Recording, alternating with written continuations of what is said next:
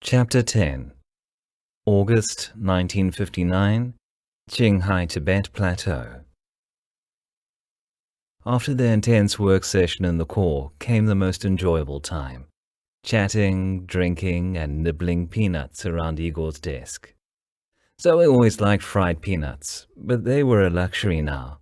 Every Chinese citizen had a limited food allowance because China was experiencing unprecedented starvation due to the failure of the Great Leap Forward.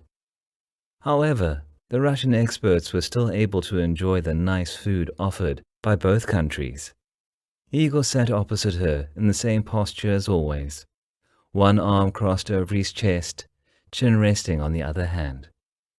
They chatted about their families and countries, sharing in the laughter of each other's childhood memories. They enjoyed each other's company, having built a strong relationship through their work. Zoe was the first girl to make him reconsider romance after being rejected 7 years ago. Many times he wanted to tell Zoe this, but then the fear of rejection or even losing her swallowed all the words in his mouth. He gulped down the vodka in a small glass and stared at her face, as if observing every facial movement and committing every word to memory. She smiled at the earnest, hopeful look on his face. Without warning, he reached out, lifted her hand to his lips, and kissed it gently. His eyes were bright, full of tenderness, though he said nothing. She let him hold her hand, even as her face turned red, and she felt the flush creep down her neck. Her heart pounded, racing faster and faster. To cover her nervousness, she shifted her gaze to the wall where a huge painting of Chairman Mao seemed to be staring back at her. A guilty feeling settled in her stomach, making her feel uneasy.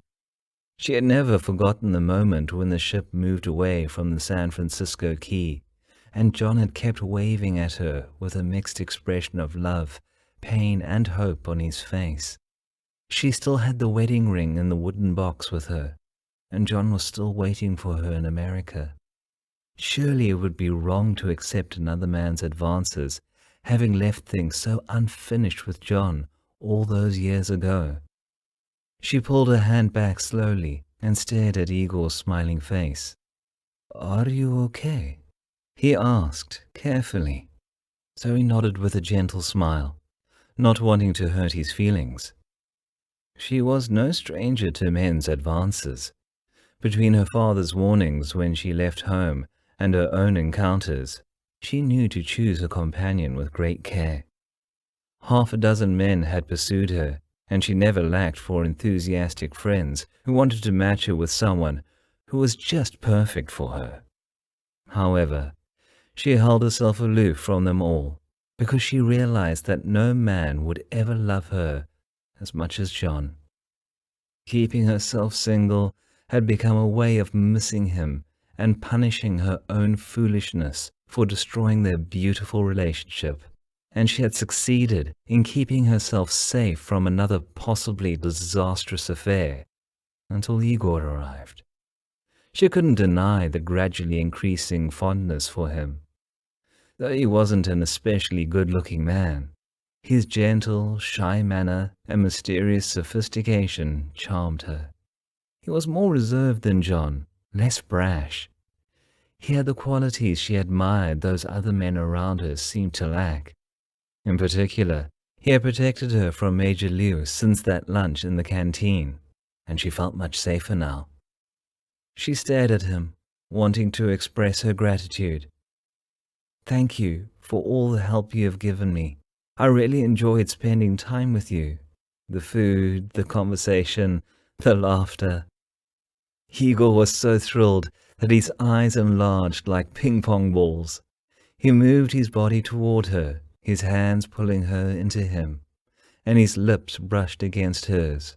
Caught by surprise, she melted into his embrace and responded with equal fervor.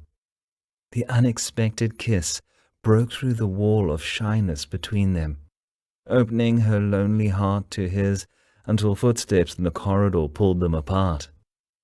He leaned back in his seat and looked at her, a smile creeping over his face. "Our relationship took a big leap forward today," he said, like a marriage counselor commenting on his latest session. It had all progressed so suddenly that Zoe was left feeling rather shocked.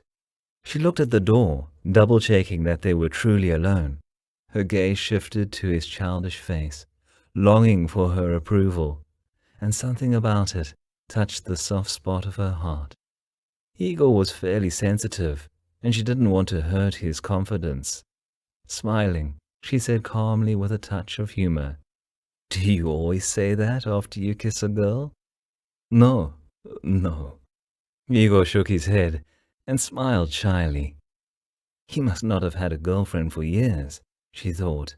Otherwise he wouldn't say something like that.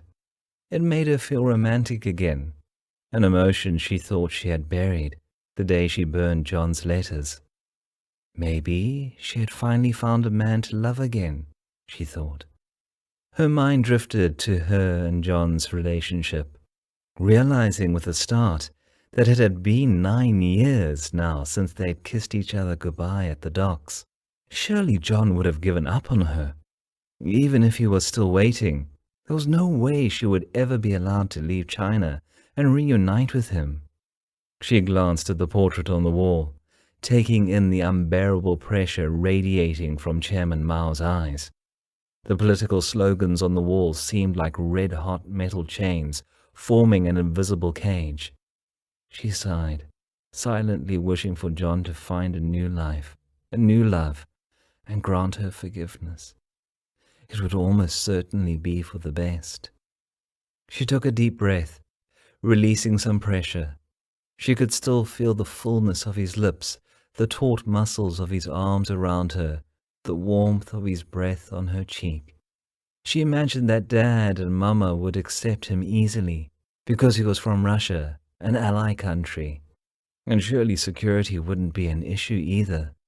She felt herself growing in optimism at the prospect of a new relationship taking root, a possibility she had not even bothered to entertain in so long. She put a peanut in her mouth, enjoying its fragrant taste, and smiled at him.